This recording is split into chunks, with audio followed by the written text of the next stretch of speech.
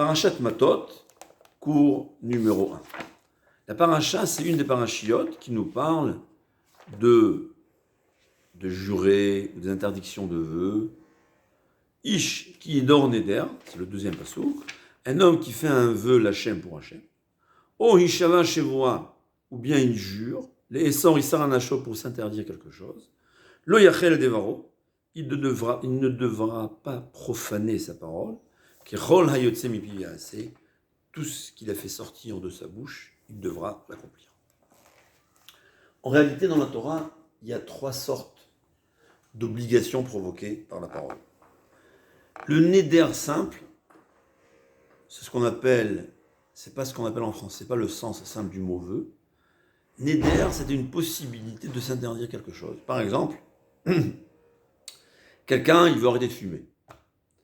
S'il dit « je m'interdis la cigarette », ou « j'interdis de profiter de la cigarette », ou bien il dit « pour moi, je considère la cigarette comme un korban, comme quelque chose de saint », eh bien, il n'avait aucun droit d'en tirer profit.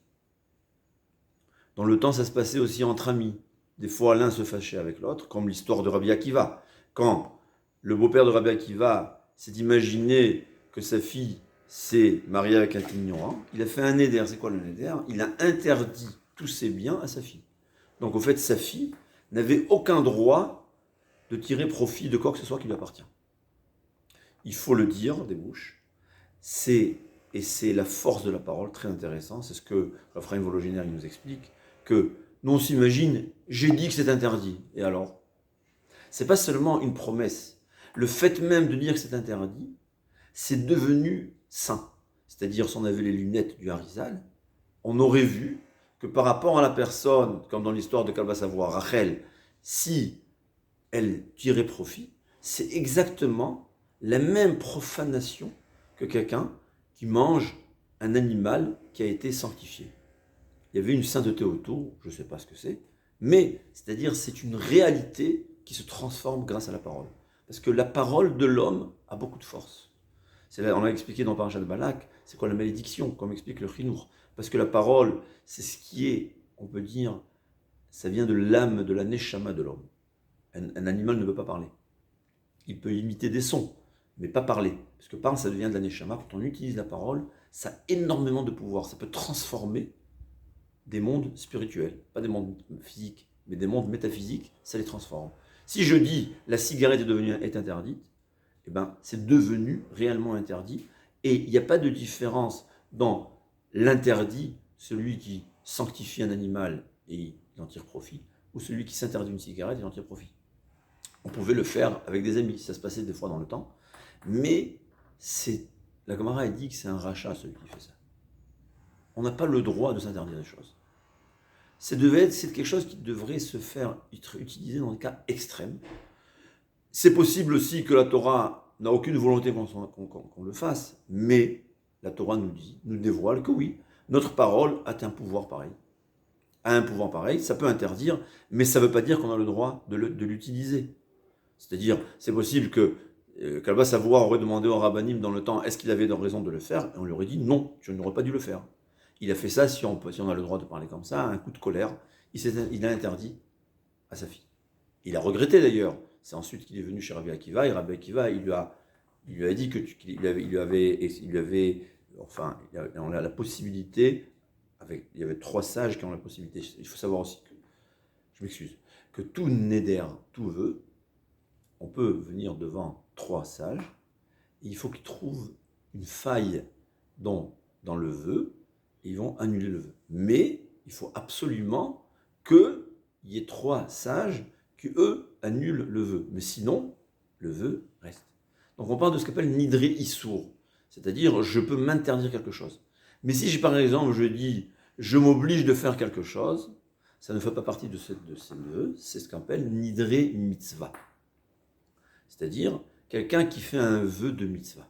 Par exemple, je vais donner de l'argent, si c'est quelqu'un de pauvre, ou bien je donne à une synagogue, le fait même de le dire, et selon beaucoup de poskim, et c'est comme ça qu'il faut faire attention, même si j'ai pris une décision, quand je dis une décision dans mon cœur, c'est-à-dire je ne l'ai pas dit, j'ai une décision, c'est pas que je voulais, je veux, j'ai pris une décision totale, je me dis, je décide de donner. Une décision dans le cœur, puisque c'est une mitzvah, on est obligé d'accomplir cette mitzvah.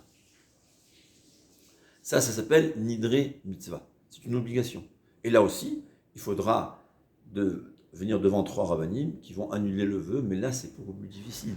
Parce que quand c'est quelque chose qui est futile, j'ai interdit la cigarette, bon, peut-être que c'est interdit, je ne sais pas, mais je me suis interdit un gâteau, ou j'ai interdit à mon ami, des fois des gens ils se fâchaient, je t'interdis de rentrer chez moi à la maison.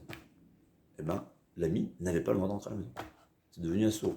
Si, évidemment, quand il pense à un éder, peut-être quelqu'un qui ne sait pas ce que c'est, alors ça n'a aucun sens.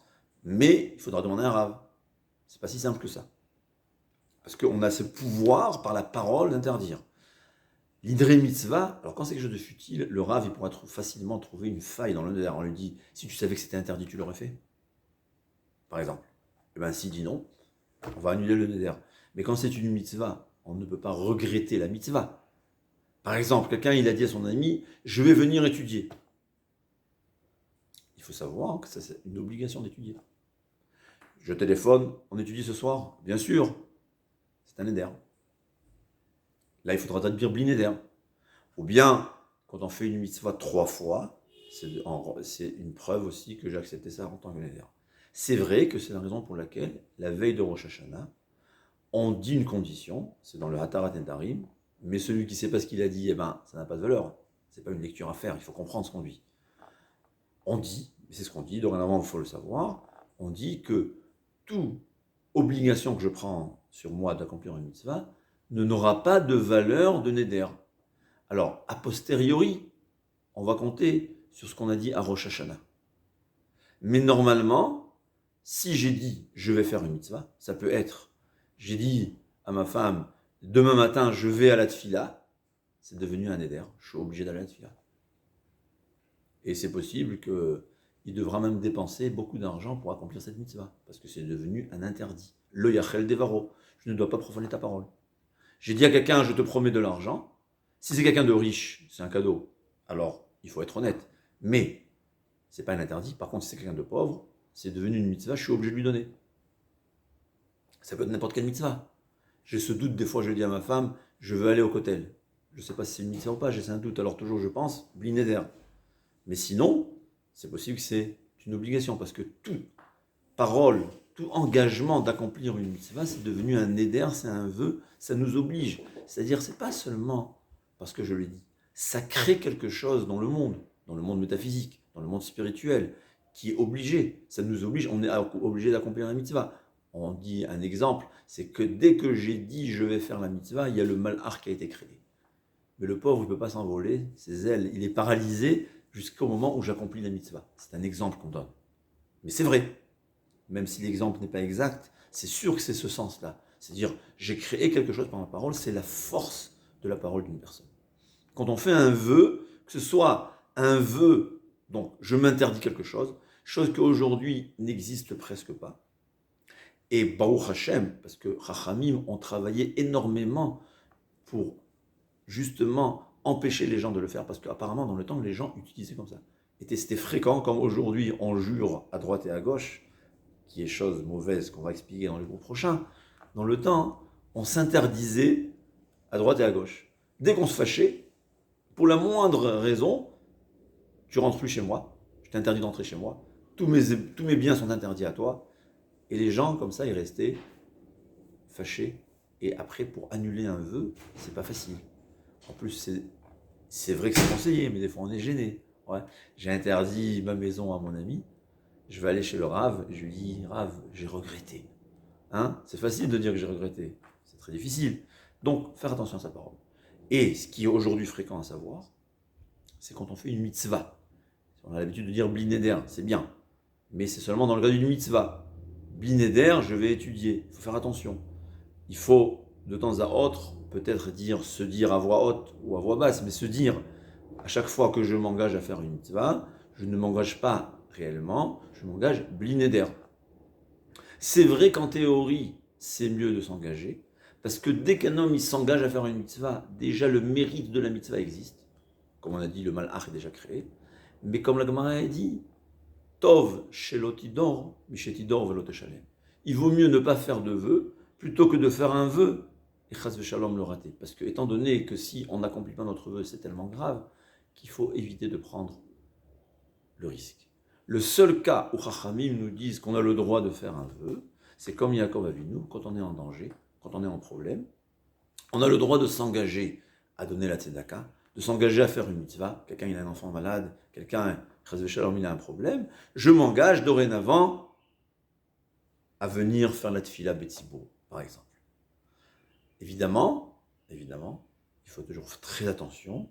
C'est pas une parole vaine. Si je m'engage, c'est que je sais que je suis capable. C'est-à-dire, tout ce qu'on a dit que c'est pas bien de s'engager, c'est même que je suis convaincu que je suis capable et je suis convaincu que j'ai une décision et je vais le faire. Même là, on te dit ne le fais pas, parce qu'on ne sait jamais.